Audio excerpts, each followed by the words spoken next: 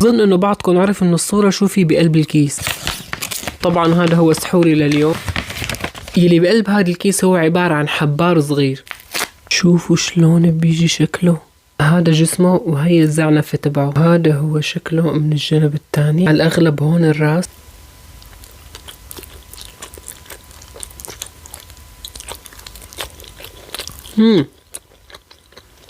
قاسي شوي، حد نوعا ما. طعمة الحبار واضحة فيه، يؤكل.